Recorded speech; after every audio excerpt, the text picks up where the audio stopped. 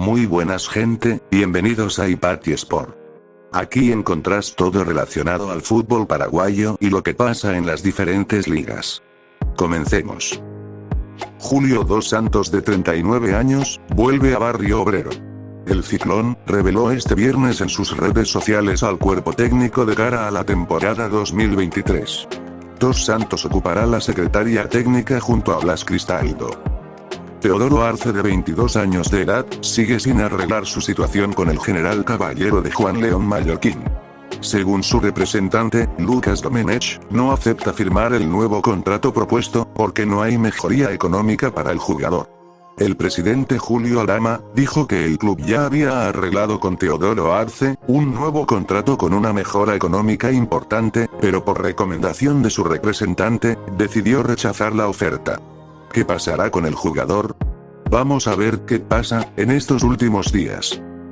Bruno Valdez, de 30 años de edad, que estuvo en el interés de Cerro Porteño.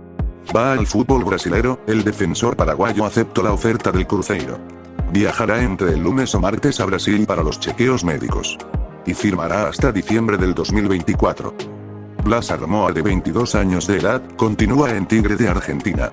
Luego de su gran temporada, Blas Armoa consiguió que el equipo argentino adquiera su pase. Blas selló su continuidad con el Matador hasta diciembre del 2025, luego de que el club haya adquirido el 100% de su pase. El pase de Armoa seguía perteneciendo al Sportivo Luqueño, pero ahora pasa a ser jugador definitivo del Matador de Victoria. Días atrás, se habló que Tigre quería el 60% del pase por $800.000, pero finalmente adquirió el 100%, y si bien el monto de la transacción no se dio a conocer, estaría superando el millón de la moneda norteamericana. El atacante llegó a Tigre para el 2022.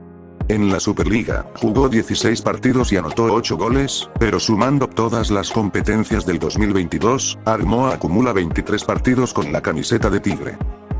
Y bueno, esto es todo por el momento. Si te gustó el video, no olvides dejar tu pulgar arriba, suscribirte al canal y activar la campanita para no perderte de nada. Y bueno gente, esto es todo por el momento, será hasta la próxima, chao, chao.